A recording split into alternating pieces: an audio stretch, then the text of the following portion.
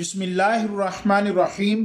حاضرین محترم، آپ کے علم میں ہے اور آپ مختلف نیوز چینلز کے ذریعے اور سوشل میڈیا کے ذریعے صورتحال سے واقف بھی ہیں کہ اس وقت پاکستان اور ہندوستان میں کرونا وبا اپنے عروج پر ہے۔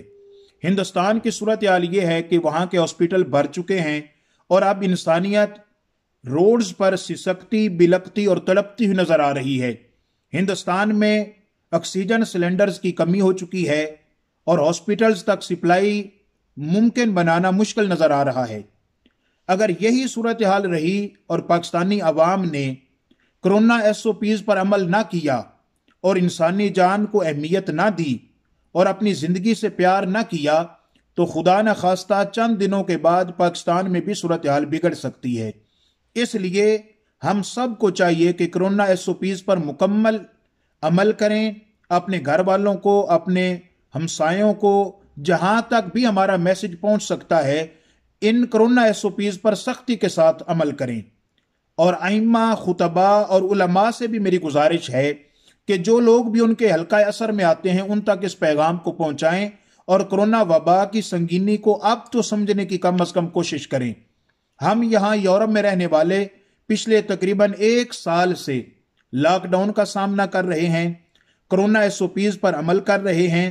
یہاں پر بھی ایک کرائسس ہے، جابز ختم ہو چکی ہیں، لوگوں کو اپنا نظام زندگی چلانے کے لالے پڑے ہیں، مگر یہ ساری چیزیں اپنی جگہ بجا ہیں۔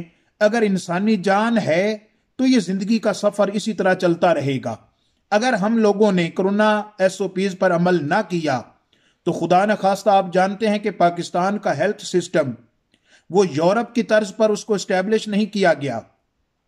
اب صورتحال تقریباً یہ ہو چکی ہے کہ پاکستان کے ہاسپٹلز کے بیڈ بھر چکے ہیں، ڈاکٹرز اور ہاسپٹلز کا عملہ وہ پچھلے 1 سال سے کرونا مریضوں کو سنبھال کر وہ بھی تھک چکا ہے۔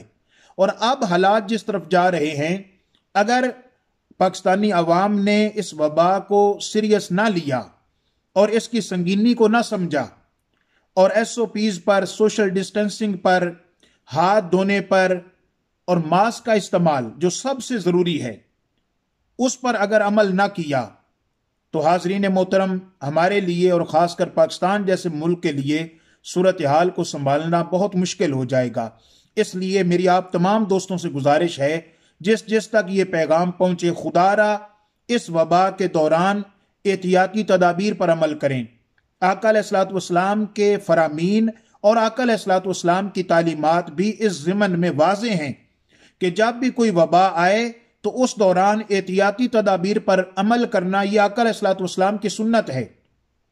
اسی طرح مساجد میں جب نماز پڑھنے جائیں، تراویح پڑھنے جائیں تو فاصلہ رکھیں، ایک دوسرے سے ہاتھ نہ ملائیں، ایک دوسرے سے گلے نہ ملیں۔ عام حالات میں سلام لینا، ہاتھ ملانا یہ آقا علیہ الصلوۃ والسلام کی سنت ہے، مگر وبا کے دوران ایک دوسرے سے فاصلہ رکھنا، ہاتھ نہ ملانا، ایک دوسرے کے گلے نہ ملنا یہ آقا علیہ الصلوۃ والسلام کی سنت ہے۔ تو اس پر آپ دوست سختی سے عمل کی کوشش کریں، اس وبا کی سنگینی کو سمجھنے کی کوشش کریں۔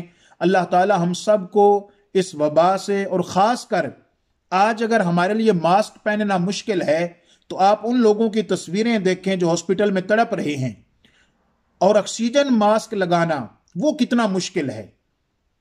ہاسپٹلز میں جب بیڈ بھر چکے ہیں، پھر پرائیویٹ ہاسپٹلز میں آپ کو ایڈمٹ ہونا پڑے گا، اور پرائیویٹ ہاسپٹلز کے اخراجات آپ جانتے ہیں، وہ ایک عام بندہ کیا وہ کوئی بڑا اچھا کھاتا پیتا شخص بھی ان کو افورڈ نہیں کر سکتا۔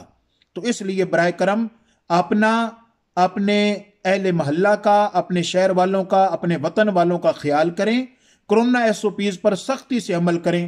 اللہ تعالی ہم سب کو اس وبا سے محفوظ رکھے۔ والسلام علیکم ورحمۃ اللہ۔